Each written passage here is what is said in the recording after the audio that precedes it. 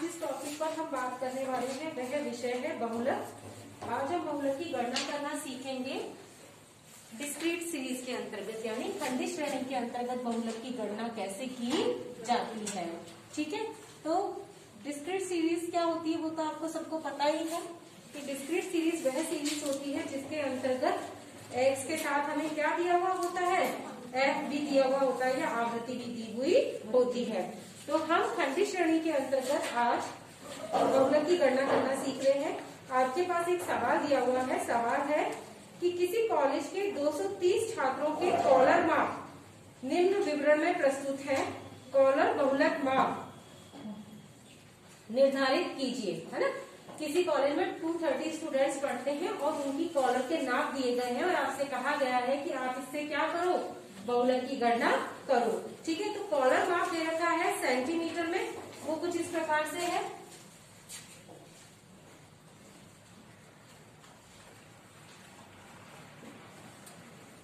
Collar माप आपको centimetre में दिया हुआ है, वह है 32, 33, 34, 35, 36, 37, 38, 39, 40 एंड 41। ठीक है, ये तो आपको कॉलर माप दिए हुए हैं और उसके साथ में आपको दी हुई है छात्रों की संख्या। अब मैंने आपको पहले ही बताया है कि जो छात्रों की संख्या है वो हमारी क्या कहलाती है, आवृत्ति या फ्रीक्वेंसी कहलाती है, जिसे हम एफ से डिनोट करते हैं। तो ये है 7, 14, 30, 28, 35, 34, 16, 14, 36 और 16। 7, 14, 30, 28, 35, 34, 16, 14, 36, 16। अब देखिए हमने क्या किया था, जब हमारे पास व्यक्तिगत श्रेणी थी तो हमने क्या किया था, व्यक्तिगत श्रेणी को किस में बदला था, खंडित श्रेणी में बदला था। और खंडित श्रेणी में बदलते ही हमने क्या कर लिया था, हमने ये देखा था कि कौन सी आवृत्ति की पुनरावृत्ति सबसे ज्यादा हो रही है। जिस आवृत्ति की पुनरावृत्ति सबसे ज्यादा हो रही है वही बहुलक है।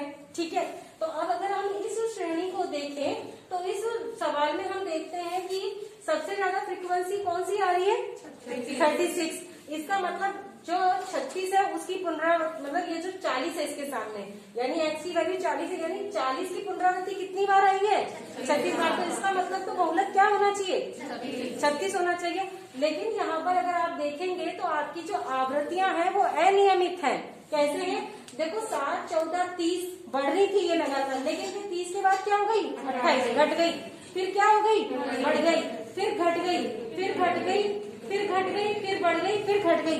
तो यहाँ पर जब आपको आवृत्तियां इस तरह से अनियमित रूप में दी हुई हैं तो उस टाइम पे आप केवल एक निरीक्षण, जैसे हमने उस दिन जब हमने सवाल सॉल्व किया था तो हमने देखा था कि व्यक्तिगत जो श्रेणी है उसमें बहुलक की गणना कैसे करनी है। तो व्यक्तिगत श्रेणी से हमने बहुलक की गणना करने के लिए क्या किया था, उसको खंडित श्रेणी में बदला।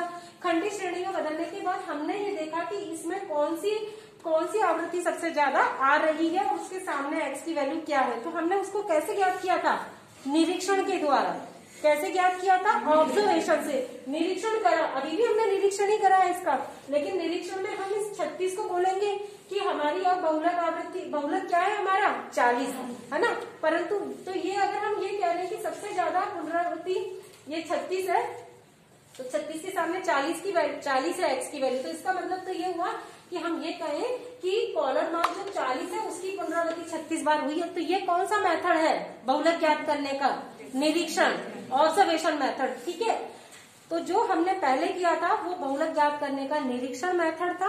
आज हम बहुलक की गणना करना सीख रहे हैं खंडित श्रेणी में, लेकिन निरीक्षण के द्वारा नहीं बल्कि समूहन रीति या ग्रुपिंग मेथड के द्वारा बहुलक की गणना कैसे करनी चाहिए। क्योंकि यहाँ पर क्या हुआ है, आवृत्तियां अनियमित है, कभी बढ़ रही है, कभी घट रही है, कभी बढ़ रही है, कभी घट रही है। अगर हम निरीक्षण विधि को देखें तो निरीक्षण विधि के हिसाब से तो हमारा बहुलक क्या आना चाहिए 40। लेकिन अब हम समूहन रीति से निकालेंगे तो हमारा बहुलक 40 नहीं आएगा बल्कि कुछ और ही आएगा। तो जब आपके सामने दी हुई खंडित श्रेणी में आवृत्तियां अनियमित होंगी तब आप निरीक्षण विधि को काम में ना लेकर कौन सी विधि को काम में लोगे? समूहन या ग्रुपिंग मेथड को काम में लेकर अपने बहुलक की गणना करोगे, तभी आंसर सही आएगा। अगर आपने इस तरह से आंसर निकाल के रख दिया तो आपका बहुलक गलत हो जाएगा। ठीक है, अब हम बात करते हैं ग्रुपिंग मेथड की या समूहन रीति की। ग्रुपिंग मेथड या समूहन रीति क्या होती है? तो इसमें हमें क्या करना पड़ता है? बहुलक की गणना करने के लिए आवृत्तियों की ग्रुप्स बनाने पड़ते हैं। ठीक है, अब ये हमारे सामने क्या चल रही है? आवृत्तियां ही चल रही हैं। ये हमारी कौन सी आवृत्ति हो गई? फर्स्ट आवृत्ति हो गई। अब हमारी जो और आवृत्तियां चलेंगी वो इस प्रकार से चलेंगी। ये सेकंड कॉलम की आवृत्ति हो जाएगी, ये थर्ड कॉलम की आवृत्ति हो जाएगी, ये फोर्थ कॉलम की आवृत्ति, ये फिफ्थ कॉलम की आवृत्ति। अब हम इसमें क्या करेंगे? ये तो हमारी पहले वाली दी हुई आवृत्तियां हैं। अब हम इसमें ग्रुप बनाएंगे और ग्रुप बनाकर आवृत्तियों का योग करेंगे। जैसे यहाँ पर देखिए, ये तो पहली है। ठीक है, अब हम यहाँ पर क्या करेंगे? इन दो दो आवृत्तियों के जोड़े बनाएंगे। जैसे हमने क्या किया, 7 और 14 का जोड़ा बनाया। कितना आया?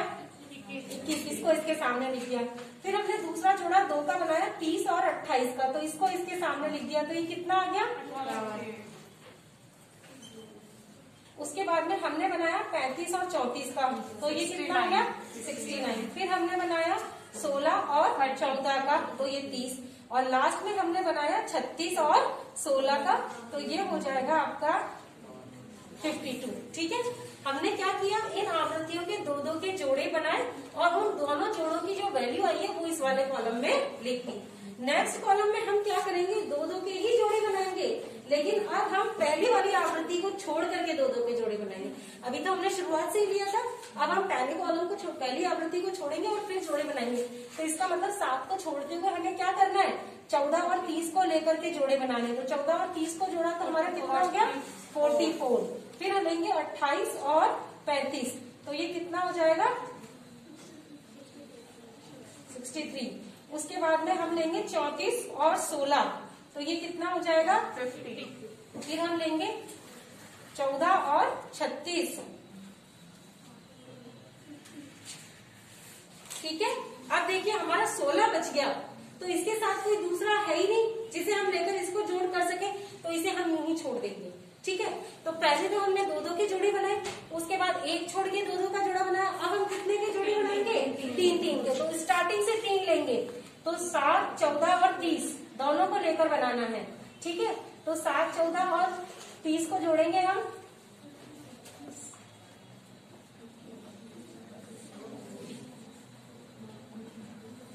फिर हमें क्या करना है? 28, 35 और 34 को जोड़ना है।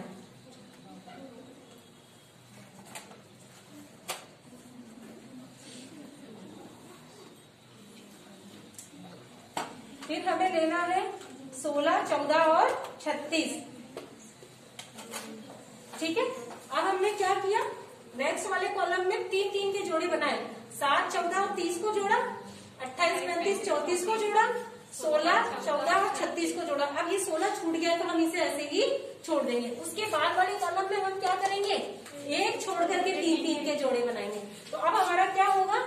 14, 30 और 28, इनको जोड़ते हुए हमें जोड़े बनाने हैं।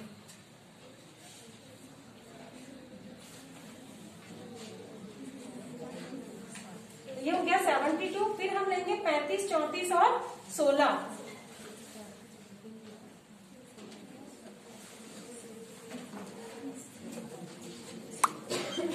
और उसके बाद में 14, 36 और 16।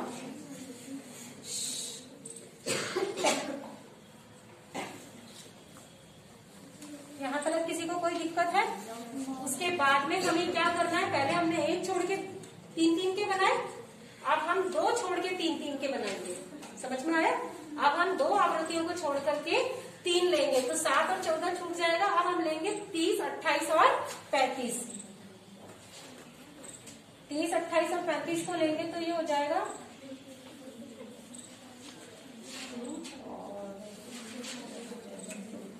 93।